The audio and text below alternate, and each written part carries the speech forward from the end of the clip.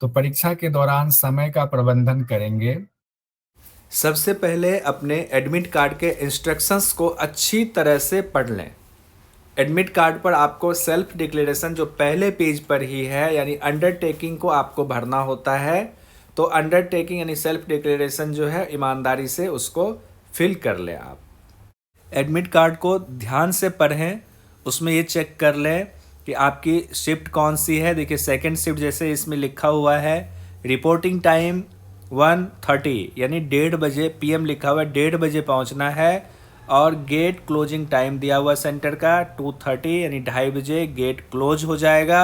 और उसके बाद इसमें दिया हुआ है कि आपका एग्जामिनेशन जो शुरू होगा, टाइमिंग ऑफ टेस्ट वो 3 PM to 6 PM दिया हुआ है, यानी कि 3 घंटे का है। 3 बजे से लेकर के 6 बजे तक आपका ये चलेगा।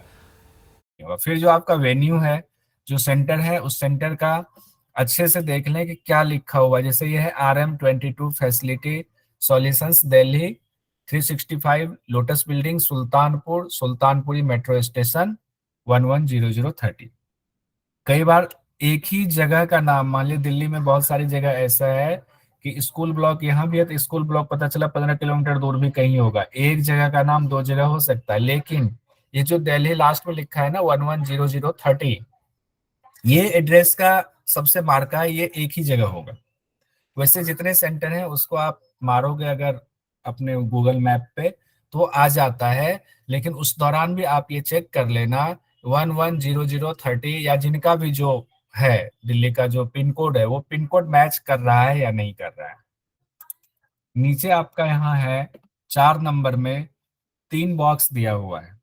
ये जो 3 बॉक्स आप देख रहे हैं, 3 बॉक्स में एक में आपका फोटो लगता है, candidate photo same as uploaded on application form to be pasted before reaching the centre. यानी कि आप पहले से घर पे ही यहाँ फोटो अपनी चिपका लें। ये नहीं कि फोटो ले जा रहे हैं, पता नहीं वहां सामने उनके चिपकाना है। फोटो आपकी ही है। जो फोटो आपके एडमिट कार्ड पर है, जैसे ये फोटो है, ये मेरी फोटो यहाँ लगी हुई है, अब यही फोटो मैं यहाँ पर चिपका दूंगा। इसमें लिखा हुआ है candidate left hand thumb impression जो है to be put before reaching the centre. Last box में सिग्नेचर करना है। तो ये साफ साफ लिखा हुआ है कि examination in present of the invigilator के सामने आपका साइन होगा। सिग्नेचर वही करना है जो सिग्नेचर आपने अपलोड करा हुआ है, ये ध्यान रखिएगा। Candidate will be permitted to carry only the following items with them into the examination venue: personal transparent water बोतल, पर्सनल हैंड सैनिटाइजर 50 ml तक का, a simple transparent ball point pen, एक बॉल पॉइंट पेन ले लीजिएगा, ink वाला नहीं चलेगा, ball point pen. Admit card along with self declaration undertaking वाला डाउनलोडेड विद NTA वेबसाइट से A4 पेपर के साइज में डुली फिल्ड इन, उसको फिल्ड करके हम पहले से जाएंगे, बस अपना सिग्नेचर नहीं करेंगे। Additional passport size photograph for pasting on the attendance seat, तो यानी कि 2 पासपोर्ट साइज फोटोग्राफ की बात होगी। तो 2 फोटोग्राफ, एक तो इस पे चिपकाना, एक अपने साथ रख लीजिएगा। Original valid ID proof, ID proof भी अपने साथ रख लेंगे। No candidate is allowed to enter the centre wearing his her own mask. अब यहाँ तो ओन मास्क पे भी मना कर रहे हैं, तो हो सकता है कि वहां पर वो जनरली मास्क देते हैं, तो अपना मास्क हम पॉकेट में रख लेंगे, ज्यादा से ज्यादा यही होगा। अब सेंटर पर पहुंचकर तनाव में तो क्या करेंगे, तो अपने साथ चॉकलेट का छोटा सा रैपर रख लीजिए, चॉकलेट रख लीजिएगा आपके पास, छोटा चॉकलेट या जैसा भी आपको लगे, चॉकलेट टॉफी ये रख लीजिएगा। चॉकलेट को वहां जा करके आप सेंटर पर जा रहे हैं, चॉकलेट खा लीजिए, वो स्ट्रेस को रिड्यूस करता है। तो चॉकलेट का इस्तेमाल आप करें अगर आपको तनाव ज्यादा हो रहा है। अंदर जब आप ले जाएंगे तो अंदर आपको प्लेन सीट वहां मिलती है। आपको आपके सीट पे प्लेन सीट, यानी कंप्यूटर के पास आपके प्लेन सीट रखा रहेगा। अगर नहीं है तो आप मांग लें कि हमारे सिस्टम के पास प्लेन सीट नहीं है, हमें चाहिए। एक सिंपल पेन अपने पास रख लें। आधा टेंशन तो ये जो शुरुआत में जो भागम भाग होती है इन्हीं सब चीजों में निकल जाती है, हमें पता ही नहीं होता है करना क्या है। एडमिट कार्ड पर फोटो वगैरह आपने चिपका दिया, हम तैयार हो गए। वहां पर हमने अंगूठा भी लगा दिया, सिग्नेचर पर जाकर के इन्विजिलेटर के सामने सिग्नेचर कर दिया, उन्होंने सीट अलॉट कर दिया, सीट नंबर आपको दे दिया जाता है वहीं पर। आपको सीट नंबर दिया जाएगा। सीट नंबर और रूम नंबर जो भी उनका होगा वो बता देते हैं कि ये सीट नंबर है, यहाँ पर चले जाए। तो आपको एक एक सिस्टम मिल जाता है सब कुछ, क्योंकि ऑनलाइन एग्जाम होता है। आप एक कंप्यूटर मिल गया, आपको उस सिस्टम का पासवर्ड दे दिया जाता है। अगर आप पहले पहुंच गए तो आप इंतजार करें, वो कह देते हैं 10 मिनट बाद हम आपको पासवर्ड देंगे। पासवर्ड आप डालेंगे, सिस्टम ऑन हो जाएगा। सिस्टम ऑन हो गया। सिस्टम ऑन होने के बाद अब आपके सिस्टम पर जैसे टाइम आपका हो गया, सिस्टम ऑन होने के बाद आपका वहाँ टाइम जो 3 घंटे का टाइम है वो शुरू हो जाता है, ऑटोमेटिकली शुरू हो जाएगा। टेंशन लेने की जरूरत नहीं है। 3 घंटा बहुत होता है, आपको 3 घंटा समय मिल रहा है, ठीक है। एक साथ ही दोनों पेपर आपको मिल जाएंगे। अब ऑनलाइन है, आपको दोनों पेपर मिल गया, फर्स्ट पेपर और सेकंड पेपर एक साथ ही आपके स्क्रीन पर है। पहले पेपर में आपको 50 सवाल होंगे, दूसरे पेपर में आपको 100 सवाल होंगे। तो अब सवाल है कि टाइम मैनेजमेंट, यहाँ हमारा टाइम शुरू हो गया। अब हमें क्या करना है? तो देखिए, आपका सब्जेक्ट है योग का, सपोज कीजिए कि आप योग से देने जा रहे हैं पेपर, और फर्स्ट पेपर तो ये कॉमन है। तो आप क्या करेंगे, जो आपका सब्जेक्ट है बट ऑब्वियस है उस पर आपका कमांड ज्यादा अच्छा होगा। तो सबसे पहले आप पेपर सेकंड पेपर को टच करेंगे। हम लोगों ने प्रगमन का सिद्धांत पढ़ा है ना। प्रगमन के सिद्धांत में क्या कहा जाता है कि प्रगमन के सिद्धांत में कहा जाता है, क्या जाएंगे, सरल सरल से कठिन की ओर। कठिन की तरफ हम जाएंगे। तो सरल से कठिन हमारा यहाँ पर क्या है? यहाँ पर हमारा सरल से कठिन होगा, जिस चीज को हम जानते हैं वो हमारे लिए सरल है, जिस चीज को नहीं जानते हैं वो हमारे लिए कठिन है। तो हम सरल से कठिन मतलब पेपर 2 को हम पहले करेंगे। हो सकता है आप में से कोई एक आध लोग ऐसे होंगे जिनका कि पेपर फर्स्ट बहुत अच्छा हो, फर्स्ट पेपर जिनका बहुत अच्छा हो, ऐसे लोगों के लिए कोई दिक्कत नहीं। वो फर्स्ट पेपर उनका कमांड है तो वो फर्स्ट पेपर से शुरू कर लें। जनरली हमारी जो गलती होती है, हम सोचते हैं फर्स्ट पेपर हमारे स्क्रीन पर पहले आ रहा है, क्यों ना इसी को कर ले। आपके सामने वहां बटन होगा, ऊपर राइट साइड में होता है, आप वहां दबाएंगे तो आपको जो चाहे वो मिल जाएगा। चाहे तो फर्स्ट पेपर से आप शुरू कर सकते हो, चाहे सेकंड पेपर से शुरू कर सकते हो, लेकिन आपने प्रगमन के सिद्धांत को अपने जीवन में वहीं पर अप्लाई कर देना है। प्रगमन के सिद्धांत को अप्लाई करेंगे तो आप पेपर 2 से शुरू करेंगे। अब करना क्या है, देखिए पेपर 2 से हमने शुरू करा। अब पेपर 2 में भी जो 100 सवाल है, हो सकता है कि 100 के 100 सवाल में से बहुत सारे ना आते हो,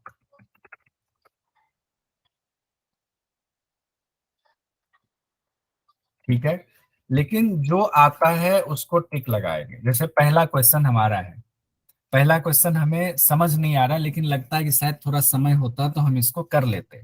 तो उस समय क्या करना है, आपको जो ब्लैंक शीट दिया गया है और जो आपके पास पेंसिल है, ये जो पेन है आपके पास, उसमें आप सीधा नंबर 1 लगा करके उस पर रख दे कि ये वाला कंफ्यूजन वाला है, लेकिन उसका आंसर क्लिक करना ना छोड़े।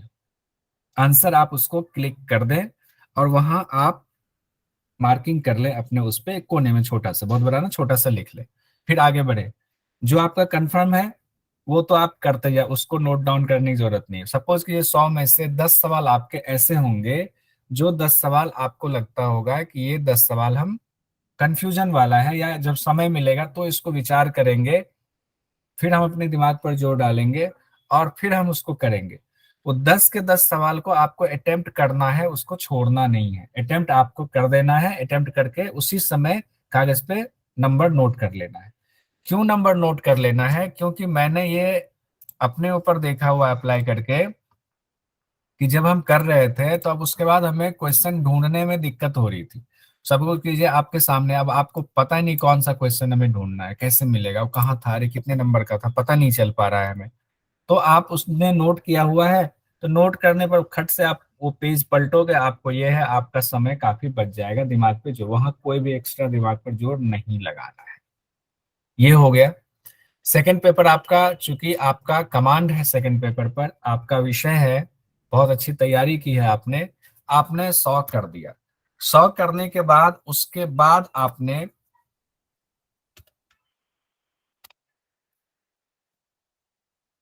सेकंड पेपर अटेम्प्ट करने के बाद अब आपको फर्स्ट पेपर को टच करना। अब आप कहेंगे नहीं फर्स्ट पेपर ही पहले क्यों ना टच करें। फर्स्ट पेपर पहले इसलिए टच नहीं करना है क्योंकि फर्स्ट पेपर में आप जैसे ही जाओगे वैसे लगेगा कि बहुत सारे क्वेश्चन हमें नहीं आते हैं, तो आपका अंदर एक डिप्रेशन की भावना आनी शुरू हो जाती है, तनाव की भावना आनी शुरू हो जाती है। तो क्यों शुरुआत में हम तनाव लें, हमें कोई तनाव चाहिए ही नहीं। इसीलिए हमें क्या करना है, पहले सेकंड पेपर में आप करोगे तो ज्यादातर क्वेश्चन आप कर लोगे तो एक हैप्पीनेस आपके अंदर आ जाएगी। हैप्पीनेस आपके अंदर आ जाएगी तो आपको दिक्कत नहीं होगी फर्स्ट पेपर को सॉल्व करने में। फिर फर्स्ट पेपर पर जब आप आ गए तो फर्स्ट पेपर में भी वही टेक्निक लगाना है, जो नहीं आ रहा अटेम्प्ट उसको भी करना है, लेकिन उसको कागज पे हमने मार्का कर लिया कि छठे नंबर क्वेश्चन समझ नहीं आ रहा, इसमें थोड़ा समय लगेगा, समय लग करके शायद जैसे मैथमेटिक्स का है तो थोड़ा समय लगेगा, अभी नहीं आ रहा है समझ में, उसको टिक लगा करके हमने आगे बढ़ गए। लेकिन पेपर पर, प्लेन पेपर पर हमने लिखना है नंबर, इसे 6 नंबर का क्वेश्चन, 10 नंबर का, 8 नंबर का, 10 नंबर का, ऐसे हमने लिख लिया। और उसके बाद जब सारा अटेम्प्ट हो गया फिर हमने देखा अरे हमारे पास तो बहुत सारा समय बचा हुआ है। अब समय बचा हुआ तो अब आप दोबारा से जाए सेकंड पेपर पे, अब आपकी चॉइस है। अब सेकंड पेपर पे चले जाओ क्योंकि वो पढ़ा हुआ हो सकता है थोड़ा जोर देने पर वो आ जाए। दोबारा आप सेकंड पेपर पर जाएंगे और सेकंड पेपर पर जाकर के आपने वहां अपने प्लेन पेपर पर लिखा हुआ है ये नंबर, एक एक नंबर को देखते जाए, उस नंबर पर बढ़ते जाए, नंबर पर जा करके आप उस क्वेश्चन को अच्छे से पढ़े। जितना समय अब आपको पता है 1 घंटा का समय है तो हमें 40 मिनट, सब 1 घंटा बचा हुआ है एक्स्ट्रा हमारे पास, 40 मिनट हम फर्स्ट पेपर सेकंड पेपर को दे देते हैं, चलो 20 मिनट हम फर्स्ट पेपर को, या जितना आपका जिधर बैलेंस बन रहा होगा आप ये फैसला आपको एट द टाइम लेना पड़ेगा। बहुत सारे लोगों की ये समस्या हो सकती है कि पेपर हिंदी में देखें इंग्लिश में देखें तो वहां दोनों मीडियम में आपको मिलता है, एक बटन क्लिक करोगे नहीं इंग्लिश में, दूसरा बटन क्लिक करोगे हिंदी में आ जाएगा। तो आपके स्क्रीन पर बटन बस क्लिक भर करना, 1 सेकंड की बात है। हिंदी और इंग्लिश दोनों में पेपर आपके सामने होंगे। कंफ्यूजन वाला जो भी होगा उसको इंग्लिश से भी मैच कर लेना, हिंदी से भी मैच कर लेना है, दोनों से हम मैच कर लेंगे। उसके बाद जब हमने सेकंड पेपर भी कर दिया फिर हम फर्स्ट पेपर पर आएंगे। फर्स्ट पेपर पर आकर के फिर से हम आएंगे और यहाँ पर हम जो बचा हुआ है उसको सॉल्व करेंगे। अगर मैथमेटिक्स के सवाल है तो पहले आप फर्स्ट पेपर से ही शुरू कर सकते हो, बाद में फर्स्ट पेपर मतलब सेकंड अटेम्प्ट जब आपने देख लिया कितना समय हमारे पास बचा हुआ है, उतना करने के बाद उसके बावजूद आपके पास थोड़ा सा समय बचेगा। अब आपको ओवरऑल फर्स्ट पेपर से लेकर के सेकंड पेपर तक एक एक क्वेश्चन पर नजर मारते हुए जाना है, कोई ऐसा क्वेश्चन तो नहीं रह गया जो हमने टिक ना लगाया हो, क्योंकि देखो निगेटिव मार्किंग है नहीं नेट जीआरएफ में। जब निगेटिव मार्किंग नहीं है तो हम अटेम्प्ट जरूर करेंगे, हम अटेम्प्ट करना नहीं छोड़ेंगे, ये हमें ध्यान रखना है। निगेटिव मार्किंग पहले, बहुत पहले निगेटिव मार्किंग की व्यवस्था होती थी, अभी भी बहुत सारे एग्जाम में शायद होता है, तो निगेटिव मार्किंग है नहीं, अटेम्प्ट हम छोड़े क्यों। तो आपके पास भरपूर समय मिलेगा, समय की दिक्कत ही नहीं होगी। आप सूर्यकांत सर हैं, कंफ्यूजन। सूर्यकांत सर कुछ कहना चाहेंगे। पहले से आप एक बार तय करो कि अगर आपका कोई यूनिट अगर कमजोर है, जैसे आपने अगर रिसर्च अगर नहीं किया तो रिसर्च से ज्यादा उसके क्वेश्चन पर आप ज्यादा मत ध्यान दो। देखो जो सबको ही कर लेते हैं वो है लॉजिकल रीजनिंग, जैसे सीरीज वगैरह हो गया, बहुत ज्यादा दिमाग लगाओगे तो हो जाती है। तो थोड़ा सा ये इसको देखोगे आप, जो वेन डायग्राम वाला जो क्वेश्चन होती है जिसको हमने देखा कि क्लास में सब कुछ कर लेते हैं, लॉजिकल वेन डायग्राम से जो है उसको आप कर लो। और जो आपका पीछे का जो यूनिट का जो क्वेश्चन है, जो आपका यूनिट आपका 9 और 10, जिसके ऊपर सर ने कुछ दिन पहले आपको क्लास भी लिए थे, तो अगर आपको वो पार्ट आपका पहले से आप वो सोच के जाओ कि आपका कौन सा पार्ट ज्यादा स्ट्रांग है कौन सा वीक है। जो पार्ट आपका स्ट्रांग है, जो मैथ के बच्चे हैं, और ये बिल्कुल सर ने सही कहा कि आप जो इसको एकदम एक आप पहले आप योगा कर लेना। उससे फायदा क्या होगा कि आपका एक तो आपका नंबर आपका सिक्योर हो जाता है, आपने 100 क्वेश्चन आपने मैक्सिमम आपको आपने अपना चीज कर दिया। उसके बाद आपको एक कैलकुलेशन रहता है कि अभी मेरे पास इतना समय है। मान लीजिए कि आपने योगा का पेपर आपने 1.5 घंटे में खत्म कर दिया, तो आपके पास खुद के पास है कि आपके पास अभी 1.5 घंटा है। तो उस 1.5 घंटे का आप उपयोग कैसे करोगे? नहीं तो फिर क्या होता है कि तो बच्चे जब अगर आपका क्वेश्चन करने लग जाते हैं, अगर जो जो बच्चे फर्स्ट पेपर को पहले करना चाहते थे, तो पहले का कोई करता है और बाई चांस अगर उससे ज़्यादा अगर टाइम ज़्यादा लग गया, तो क्या होगा, सेकंड पेपर आते हुए भी आप पूरा सबको रिव्यू नहीं कर पाओगे, आपका नंबर कम हो सकता है। इसलिए सेकंड बुक को पहले पहले करना बहुत ज़्यादा अच्छी बात है। और क्योंकि आपके पास उससे आपको ज़्यादा से ज़्यादा क्वेश्चन आप कर लोगे और टाइम आपका कितना बचे है उससे आपको कैलकुलेट हो जाएगा कि हाँ, आपके पास इतना समय आपके पास बची हुई है। और उसके बाद जिसका जो स्ट्रॉन्ग पार्ट है, अगर जैसे जो मैथ वाले बच्चे हैं, तो आप यूनिट 5, 6, अगर मैथ वाले बच्चे भी जो डीआई के क्वेश्चन है वो बाद में करना। 5 क्वेश्चन आप देखते हो डीआई में कितना समय लगता है। अगर डीआई के क्वेश्चन आपको बहुत आसान आ गया है, तब तो आपको लगता है कि आप बहुत जल्दी हो जाएगा, तब तो आप कर लो। अगर आपको लगता है कि आ तो जाएगा, हम कर तो लेंगे, लेकिन बहुत समय लगेगा, कैलकुलेशन बहुत लंबी लंबी है, तो उसको बाद में करना। और सीरीज का क्वेश्चन कर लेते हैं, उसके लिए मैथ में कुछ लगना नहीं है, थोड़ा दिमाग लगेगा हो जाएगा। और इसके बाद का जो यूनिट 10 जो आपने उच्च शिक्षा का हमने देखा था, हमने उसको आप कोशिश करना, उससे आप मैक्सिमम क्वेश्चन आप कर ही लोगे।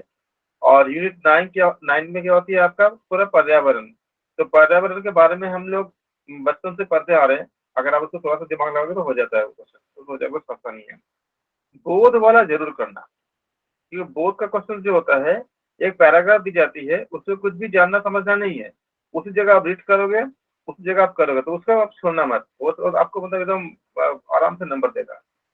जब आप पैराग्राफ को रीड करोगे, पहले आप अपना नॉलेज मत लगाना, जो पैराग्राफ में दिया हुआ है उसी से आंसर निकालने की कोशिश करना। अगर उससे आंसर मिल जाती है, बस वही वही लगाना। जैसे कि एक बार हुआ था, पेपर में आया था कि पतंजलि योग सूत्र में आपका 198 या पैराग्राफ में दिया था कि 198 ऐसा कुछ लिखा हुआ था। तो उसमें जो क्वेश्चन पूछा गया था, तो उन्होंने ऑप्शन में 195 भी दिया था और 198 भी दिया था। लेकिन अगर उन्होंने अगर पैराग्राफ में दिए हैं 198, तो आप उसी को टिक करेंगे, उसका आप अपना ज्ञान नहीं लगाएंगे कि हम तो 195 करते हैं। अगर उस पैराग्राफ से आंसर नहीं मिल पाता, तब आपको फिर आप अपना नॉलेज लगाओ। तो उसको कभी कभी ऐसा होता है कि अगर नहीं मिल पाता, तो बहुत रेयर केसेस होता है, उसको जरूर करना बोध वाला।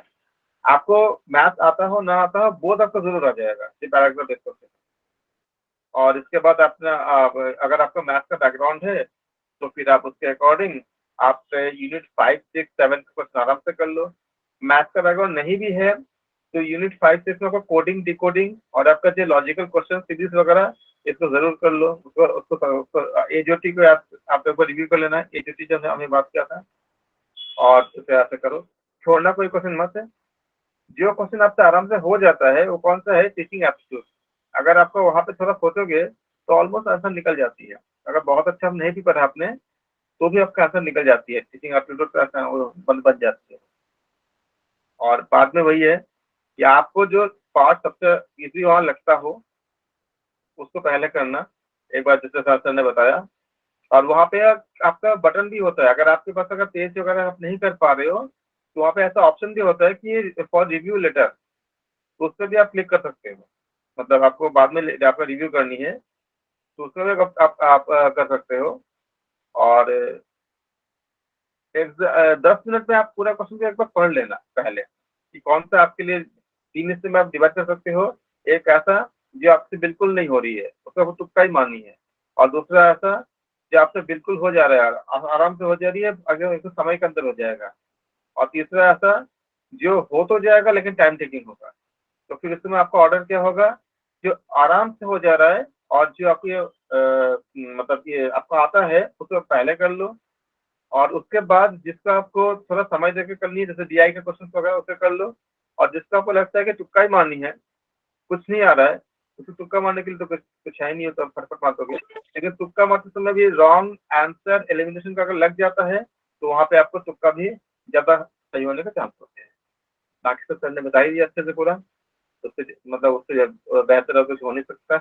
सबको शुभकामनाएं, सबको बहुत बहुत धन्यवाद। और सबके लिए हम उम्मीद करते हैं कि बहुत अच्छी हमें खबर मिलेगी एग्जाम के बाद।